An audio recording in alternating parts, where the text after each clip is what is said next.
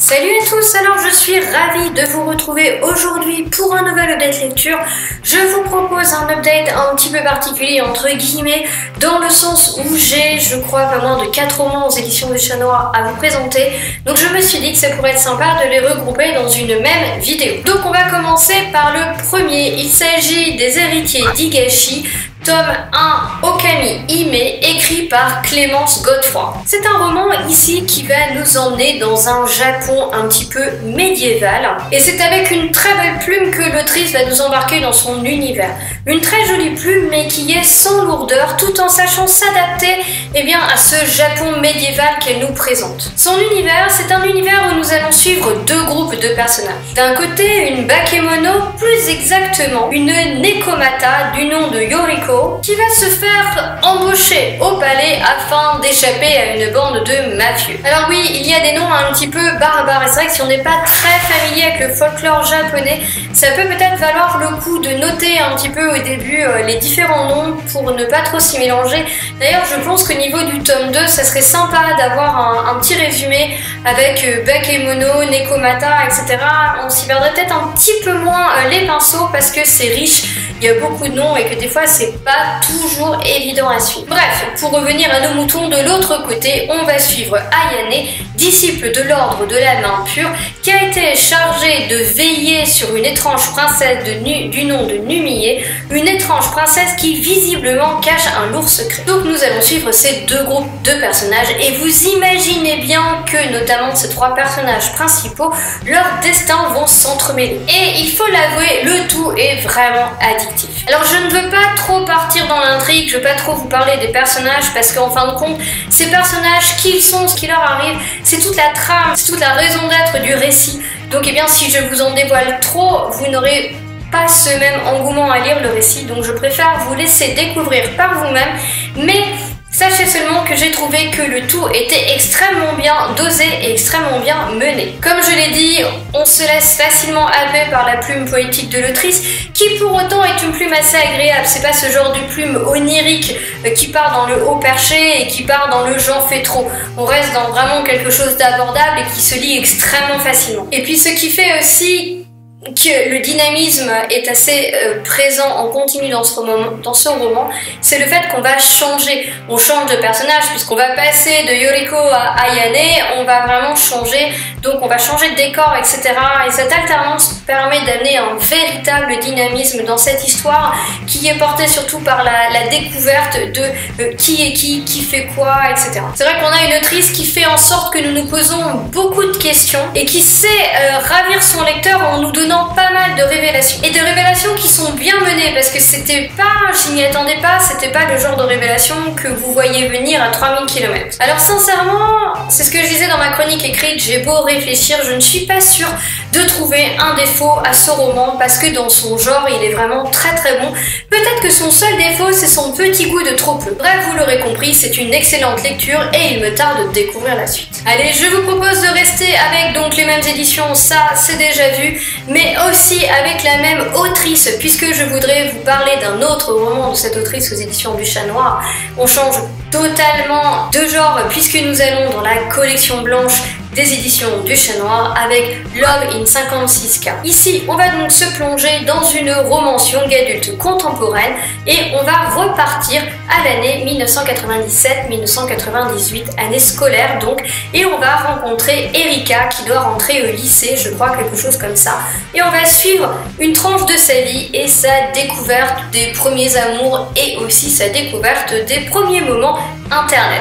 Alors pour moi c'est un roman qui a une saveur un peu spéciale parce que j'étais à peine plus jeune qu'Erika en 97 puisque j'avais 13-14 ans à cette époque et que donc je me souviens très bien des balbutiements d'internet, je me souviens très bien de ces gros écrans cubiques qui prenaient une place folle mais qu'on trouvait extraordinaire, la connexion hyper lente mais qui nous paraissait rapide, le jour où j'ai sauté de joie parce que mes parents avaient pris un abonnement internet qui était trop cool, une vraie tuerie puisqu'on avait 2 heures d'internet par mois, une connexion qui se faisait grâce à un modem qui était plus brillant qu'un essaim de Gap. Bref, vous comprendrez que pour moi ça a été beaucoup de nostalgie à me rappeler un petit peu toute cette époque, parce que l'évolution technologique se fait tellement rapidement qu'on a tendance un petit peu à oublier.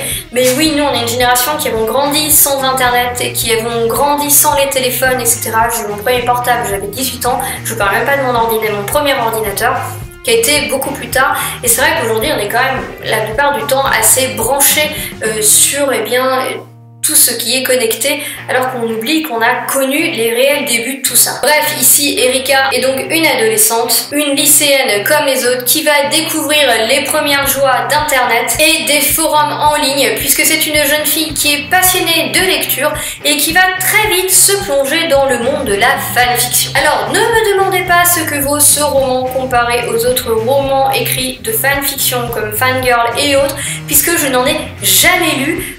Ce roman est le premier que j'ai lu dans la catégorie, donc je n'ai absolument aucun moyen de comparaison. En plus, je ne lis pas de fanfiction, c'est un milieu que je ne connais pas, ce qui fait que j'ai aucun moyen de vous dire si c'est bien fait ou pas. Tout ce que je peux vous dire, c'est que pour moi, qui suis totalement novice entre guillemets dans la matière, j'ai trouvé que c'était très intéressant et bien mené. Mais si Erika passe aussi beaucoup de temps sur ces forums, c'est aussi pour oublier ses déboires amoureux, puisqu'elle est follement éprise d'un garçon de sa classe dénommé Scott, qui va lui briser le cœur le jour où il embrassera une autre fille. C'est un autre sujet que retranscrit très bien l'autrice ici, c'est aussi la violence avec laquelle on peut ressentir nos émotions quand on est ado, les premières émotions fortes qu'on n'a pas appris encore à trier, sur lesquelles on n'a pas appris à prendre de recul, on n'a pas appris à encaisser, on se prend vraiment tout de plein fouet. Alors après, est-ce que ça change vraiment quand on devient pleinement adulte avec l'expérience ?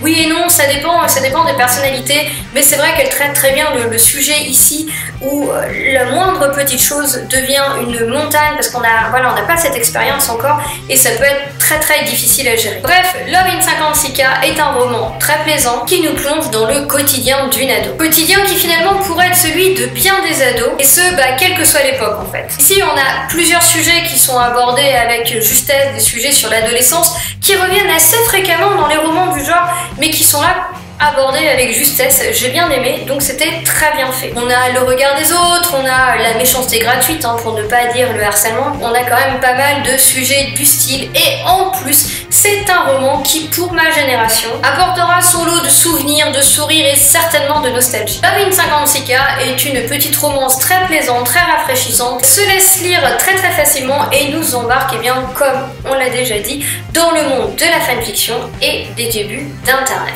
Je voudrais ensuite vous parler du deuxième tome d'Octavie Durville, Le syndrome de la Malmort, écrit par Esther Brassac. En introduction, ce que je peux vous dire, c'est que si vous aimez l'urban fantasy décalé et humoristique, vous pouvez foncer sur ce roman, sur cette série. Alors j'avais lu le tome 1 il y a un moment et j'étais ravie de pouvoir retrouver ma petite fée fantôme, ses déboires et ses particularités. Honnêtement, je ne me souvenais plus de tous les détails du tome 1, mais ça m'a pas du tout gêné dans ma lecture, les rappels principaux sont faits, et au-delà de ça, par contre, je me souvenais très très bien des personnages, parce que les personnages sont un point fort de ce roman. Ils sont extrêmement travaillés, extrêmement originaux, ce qui fait que j'avais encore vraiment l'image de leur visage en tête, entre guillemets, l'image que je m'en suis faite. Je me souvenais plus exactement de leur prénom et tout, mais tout s'est remis dans l'ordre, et donc même si je l'ai lu il y a très longtemps, je n'ai absolument pas été gênée pour reprendre ma lecture. Donc ici, nous suivons Octavie Durville, qui est une fée fantôme. Fantôme ne veut pas dire qu'elle est morte, fantôme veut dire qu'elle a la particularité de pouvoir se dématérialiser, comme toutes les fées de son espèce. Sauf que Octavie a une petite particularité qui lui est propre, c'est celle qu'elle ne peut pas se dématérialiser avant 22h43, ce qui parfois lui pose quand même de sacrés problèmes. Mais bon, faut-il l'avouer, Octavie n'est définitivement pas une fée ni un personnage comme les autres. Son naturel pétillant et enjoué est parfois mis à mal quand son petit cœur est piétiné, mais la jeune fille, malgré son nom de fantôme, est la définition même du mot vivant. Mais voilà, ça fait un petit peu le charme de notre héroïne, c'est que elle est un petit peu décalée pour tout et elle a l'art et la manière de sauter à pieds joints dans les ennuis. Il faut dire que sa curiosité insatiable, pour ne pas dire autre chose, lui fait prendre beaucoup de risques avec une innocence qui colle à merveille à son personnage. Ce petit côté enfant qui fait une faute et qui sait qu'elle va se faire taper sur les doigts, mais qui ne peut pas s'empêcher de faire la faute quand même, est dosé à la perfection par une autrice qui va distiller un humour fin et plaisant tout au long du roman. Mais comme je l'ai déjà mentionné dans le premier tome, ce n'est pas parce qu'il y a beaucoup d'humour qu'Esther Brassac en oublie son scénario. Même si ce scénario est empreint d'une certaine loufoquerie, voire d'une loufoquerie certaine, il est tout de même extrêmement travaillé et approfondi. Ce deuxième tome est toujours empreint de ce même dynamisme, de ce même côté loufoque, de ce même humour que le premier. On est vraiment dans la suite. Ce n'est pas un second tome qui souffre du syndrome du second tome, comme j'ai tendance à le dire. Ce n'est pas un roman de transition, il y a une véritable histoire et donc il est très addictif et je l'ai tout autant dévoré que le premier. Entre une nouvelle enquête à laquelle la fée fantôme impose sa présence et ses déboires amoureux tout aussi drôles, Octavie ne nous laisse pas le temps de nous ennuyer un quart de seconde. Je tiens à saluer l'imagination de l'autrice qui nous emmène dans une urban fantasy totalement originale. Alors attention, quand je dis urban fantasy, ne pensez pas au roman Milady tels que l'on peut les connaître comme Mercy Thompson, etc.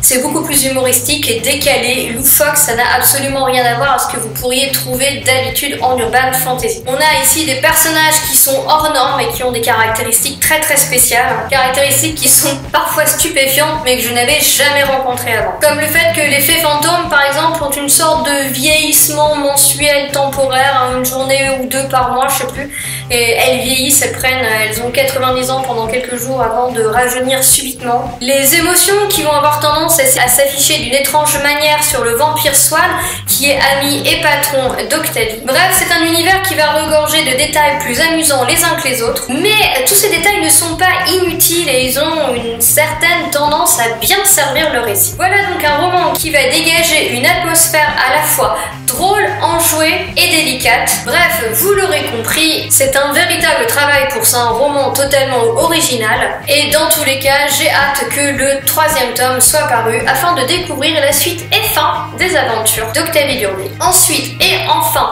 pour en terminer avec cette date lecture spéciale édition du Chat Noir, je voudrais vous parler du tome 1 de Sang maudit par Bettina Nordé, tome 1 qui s'appelle Alliance forcée. Bettina Nordé a déjà écrit une trilogie aux éditions du Chat Noir, une trilogie qui portait sur l'urban fantasy.